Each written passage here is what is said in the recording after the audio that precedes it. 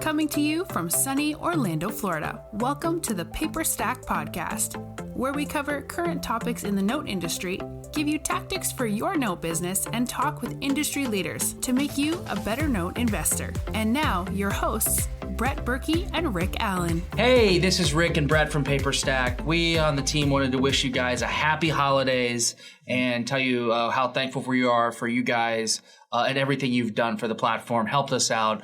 And as a show of our appreciation, we have a Christmas gift to you.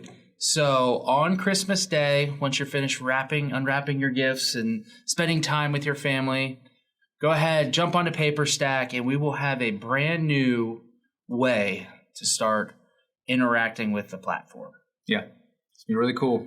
We've been beta testing it for, 3 or 4 weeks now, and it has been awesome. Really, I think you're really going to like it. It's got a lot of the stuff that you loved about how you do transactions right now, or at least monitor transactions, intent. And it's got a lot of new stuff that makes it very efficient. Yep. Perfect for mobile phone.